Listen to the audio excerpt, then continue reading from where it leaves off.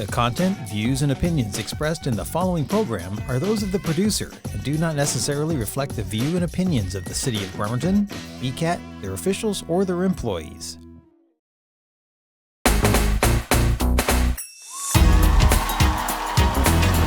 Well, welcome back for part 2 with the Black Panther co-founder, Elmer Dixon. You know, you were talking and sharing so much about the Black Panther Party. We want to continue because there's so much more of why it got started. You shared that, their work, and where they are now.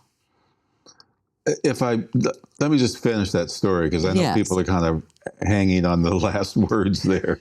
So when Huey tells the cop, you know, we're going to observe you carry out your duty. And if you attempt to brutalize that man, we're going to stop you. The cop said, like hell you are, give me that gun, nigga. And he reached for Huey's gun. Mm-hmm. And Huey knew at that point that he had the right to defend himself, as did the other 9 Panthers that were standing. There's about 10 of them standing there in attention. And he jacked around into the chamber and said, this is my weapon. And the other Panthers jacked around into the chamber. So now you got rounds in the chamber. Because it's illegal to carry a weapon. It was illegal to carry a weapon with a round in the chamber. But if you're being threatened, then of course you have the right to defend yourself. Mm-hmm. So when he did that, the cops and all the people that were watching, you know, it was almost like they were like, oh, you know, what's about to happen now? And the cops backed up and they got in their car and they sped off.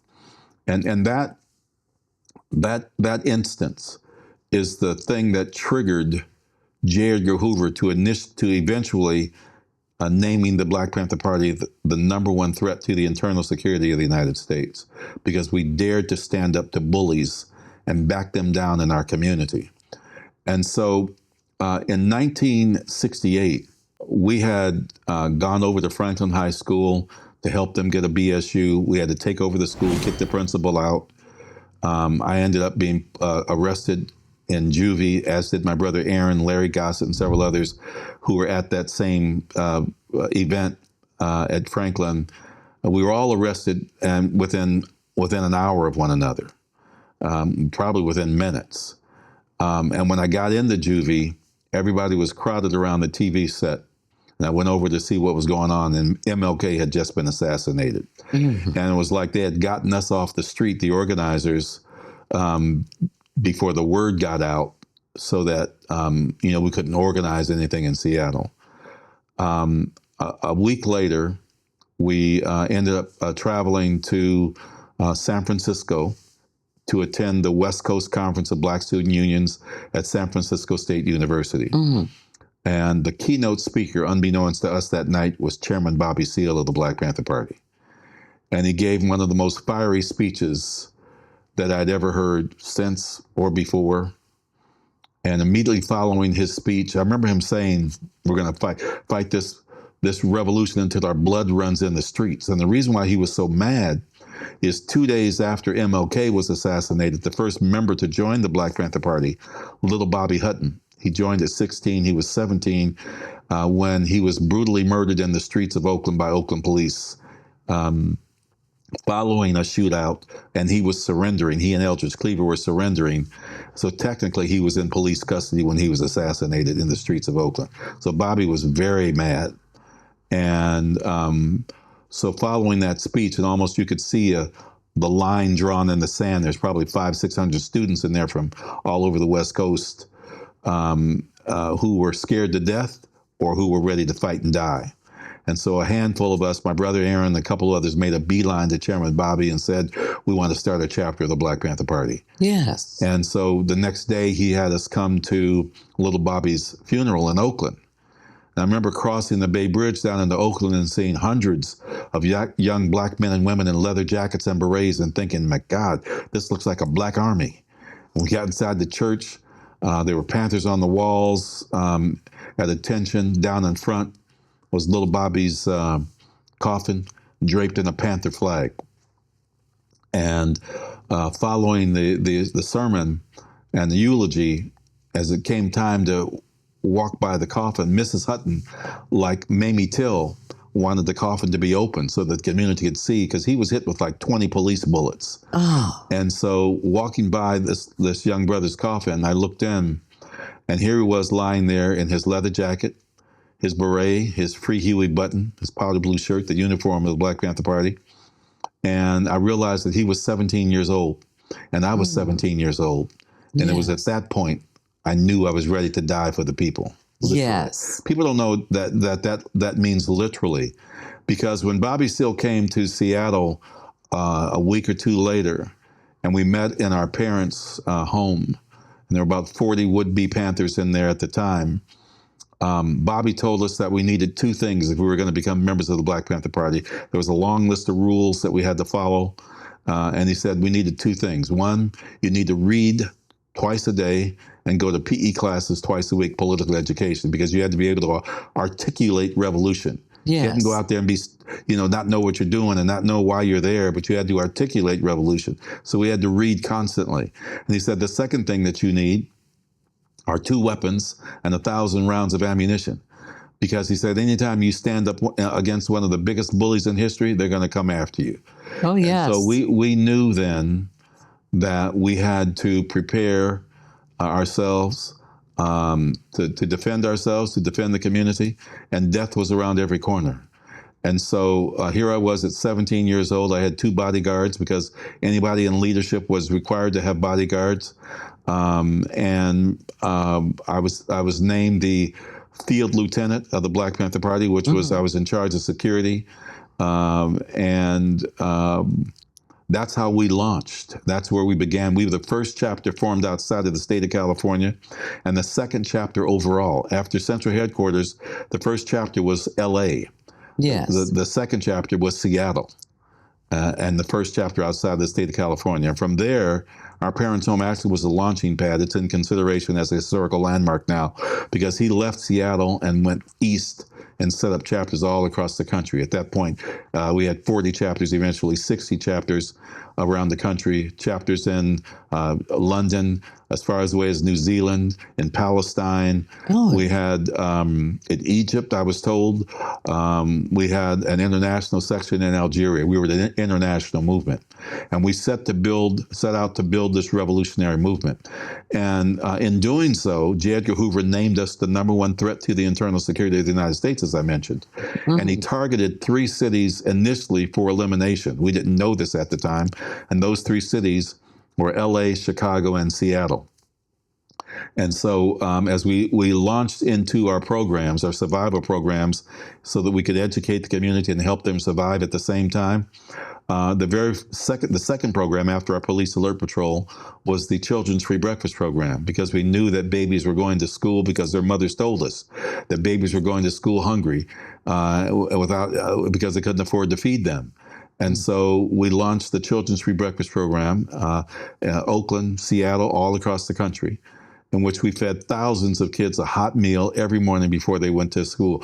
We, in fact, embarrassed the federal government into later starting a breakfast program because we did it first.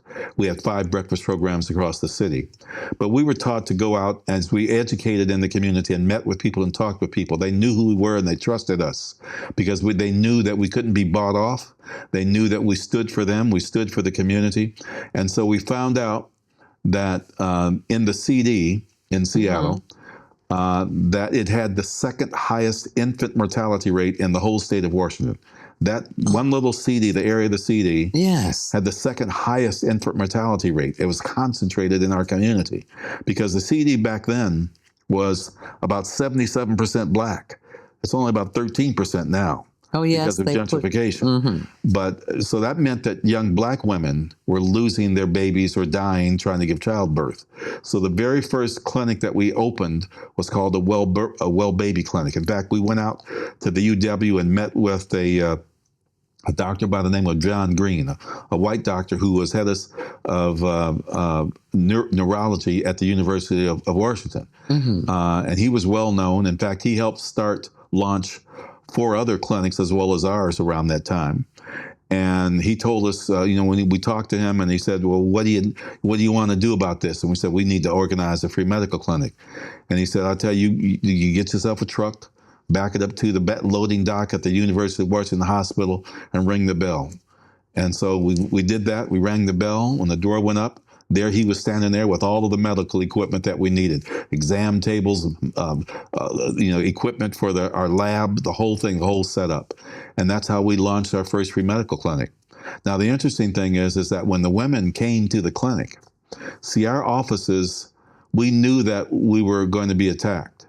We knew that we were instructed to prepare our offices and our barracks because we combined it. We had a duplex. Downstairs was the office and the clinic, and upstairs was our barracks where we slept. So we had sandbags on all of the walls. We had steel and plywood sandwiches on the windows.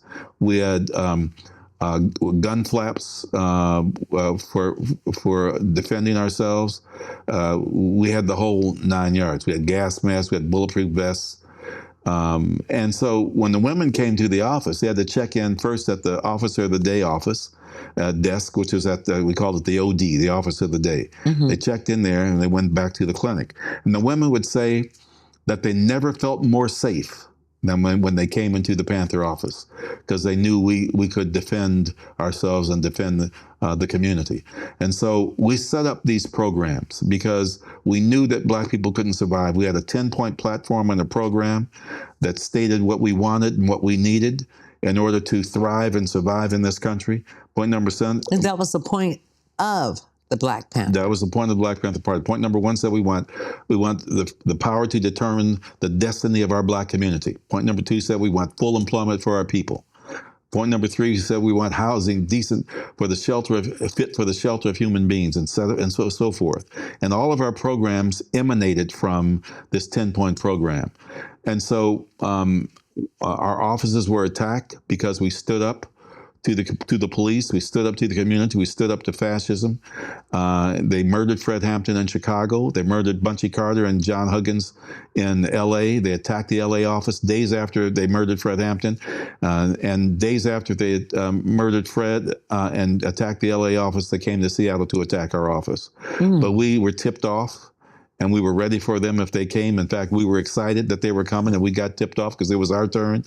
But the mayor stopped it because he wouldn't give them tactical support, because they lied when they said the reason for they wanted to attack our office was that we had illegal weapons. And he said that his informant knew that we had legal weapons. Yeah. So that attack didn't come off.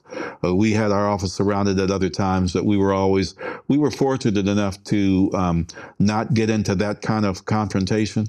But because we were so determined to stand up against injustice in this country, they kept coming after us. And so that's really the legacy of the Black Panther Party, is standing up to bullies and standing up to fascism. Well, the Black Panther Party started the dental program for the young people. The Portland chapter, which we were in charge of, the Portland branch, we were I was just talking to Elaine Brown the other day, who was the first woman to run the Black Panther Party. She was chairman of the Black Panther Party, and she said, y'all call yourself the Seattle chapter, but you were the Washington State chapter. I said, that's right. We were the Washington State chapter. And that meant that we were in charge of this region. Yes. So we helped launch the Portland chapter, the Eugene chapter in Eugene, Oregon, and Portland started a dental program. Now, at our clinic, which was originally the Sidney Miller Free Medical Clinic, who was named after one of our fallen comrades who was murdered here in Seattle. We lost 4 Panthers within the first year here in Seattle, and so we named the clinic after him. Years later, when I got out of prison, I was a political prisoner. Framed up we found out one of my bodyguards was a police informant and set me up for a beef, and I got 6 years for stealing a leather jacket. And when I got out of prison after 14 months, all of my comrades had been moved to central headquarters in Oakland to help Bobby Seale run for mayor. And so I had to organize the young comrades who were still operating the programs, but I closed the clinic because it wasn't seeing the volume that we wanted. And we ended up reorganizing it and opened it as a family medical center. The young woman who was working with me on that, who was a Panther, Carolyn Downs, died the year before we opened. She was 25 years old. She died of cervical cancer. So we renamed the clinic after her. And that clinic is the only original Black Panther free medical clinic still in operation today after 55 years. And it does have a dental program. So we have one today. That clinic. In fact, it's got a night clinic as well. But so it's still in operation today. So you say it has a night clinic. So if they have a dental problem, no, we have a full day clinic. It's a full family medical center that operates during the day. But one of the offshoots it has a night clinic for people that need emergency care, and the dental clinic runs during the day during normal hours. Yeah, one of the questions I know that you were going to ask me, and I'm going to come to that, is what happened to the Black Panther Party. Yes. See, it was the infiltrations, you know, the onslaught of attacks against the party. J. Edgar Hoover, who was the creator of the FBI back in the 1920s, put together a program called COINTELPRO. COINTELPRO is short for Counterintelligence Program, because he had a huge fear of what he called the communist threat. And so they did union busting in the 1940s. They supported the McCarthy era in the 1950s when actors were blacklisted from Hollywood because they were claimed that they were communists. And they wiretapped Malcolm X. They wiretapped both of the Kennedy brothers. But when it came time, when the Black Panther Party emerged, and he named us the #1 threat to the internal security of the United States, a memo went out that said, directing his field offices to disrupt, discredit, and destroy Black hate groups. And he targeted the Black Panther Party. So COINTELPRO was directly aimed at the Black Panther Party. And so we had informants in the organization. In fact, Fred Hampton's bodyguard, who orchestrated the murder of Fred Hampton, was an informant. As I mentioned, one of my bodyguards, turned out was an informant. They were trying to literally murder us. They were trying to divide us. They sent letters back and forth between Huey and Eldridge Cleaver, who was exiled in Algeria, saying that one was going to kill the other. And so as they do today still. So they sowed this disruption. They filled our organization with agent provocateurs, and eventually that eroded the trust in the party, and eventually the party, Huey closed the doors of central headquarters in 1982. We stopped operation that same year in 1982. We were the longest running cadre of the Black Panther Party, but it was the erosion of the trust and, just the constant attacks that really disrupted the Black Panther Party. That's what happened. So today, what am I today? Ironically, I ended up, as I left the organization, I went to Tacoma first, and I became the branch director of the Al Davies Boys and Girls Club, which had originally been the Downtown Tacoma Boys Club, organized by the rich tree barons, like the Weyerhaeusers and whatnot. They decided they were going to put money aside so that when their grandchildren, 40 years later, because it was organized in the 1940s, 40 years later, their grandkids would have a boys club. Well, interesting things happened along the way. Tacoma became Hilltop, became a Black community. Yes. And so that club, they built a new club. Now the boys club had became the Boys and Girls Club. And so that was the club that I landed in. And I found out that all of that money that was supposed to be left for that club was being diverted out to the other clubs. And so I fought that and brought all the money back into to that club. Yes. That eventually led to me being at odds with the Pierce County director of the Boys and Girls Club. And so I left. But I left with the guarantee that the Tacoma Boxing Club, which I had brought back in the club, which they had kicked out of the Boys and Girls Club, who in fact had produced boxers like Leo Randolph and Sugar Ray Seals, who won gold medals in the 1980 Olympics. We brought them back into the boxing club, back to the club, and I left with the guarantee that they wouldn't touch the boxing club. I eventually ended up at the city of Seattle. My father told me to go talk to Walt Huntley because I needed a job. I had 4 kids. I had a family that was growing up.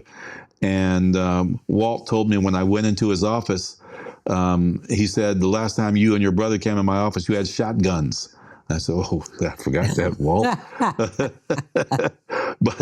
But Walt was a cool dude. He not only made me the training manager, but he made me the EEO officer. Oh. And so I was in control of the EEO function of the organization, which meant that I really had to monitor the EEO programs, and one of which was sexual harassment, because sexual harassment was rampant in the workplace in the mid-1980s. So I set out to train everybody in the department, and he wanted me to recruit women into non-traditional trades, which I began to do. But my biggest task was protecting the women once they got into those jobs, because men at that point, and probably some still do, thought that women should be barefoot and pregnant and not in the workplace. And so sexual harassment, I would end up investigating sexual harassment complaints. I investigated one of a high-level, secure, insulated manager, and ended up recommending his firing, which was upheld, which the superintendent fired him, and it was upheld by the legal department. That caught the eye of 2 women who had started this company called Executive Diversity Services. And they had organized in 1987. That caught their eye, and they asked me to join them in 88, and I've been with them ever since. We've done diversity and inclusion, equity and inclusion training across the world. We've trained over 600,000 employees.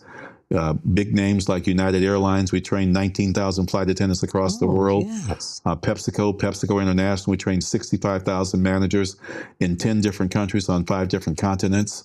I've also been a guest lecturer at a university in Finland, Yamp University of Applied Sciences, for 13 of the last 14 years. So I travel globally. Well, then, what about your book? You haven't mentioned about your books. Well, my book is called Die Standing: From Black Panther Revolutionary to Global Diversity Consultant. And so as I just shared, that I've worked globally with this consulting work. I've been to 40 plus countries. And right now I'm embarking on doing more public speaking. My book continues to be a bestseller. It was a bestseller. Right now, I'm in the process of doing a audio book of Die Standing. I'm also writing 3 children's books, a series of children's books. Oh, yeah. The first of which is already done. We're having it illustrated right now. It also follows the path of my life becoming a Panther. And by the way, of all of the groups that I speak to, age groups, the most fun, exciting, and exhilarating age group are the K through 5.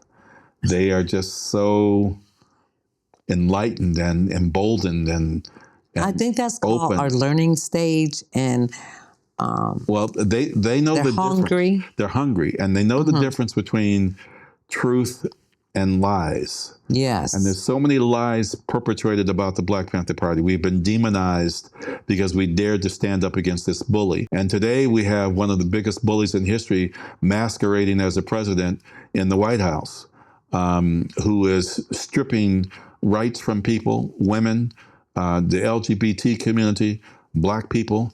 I continue to speak out against injustice. I continue to speak out against fascism wherever I see it. My brother said that the difference between an activist and a revolutionary is that a revolutionary hates and detests any form of oppression.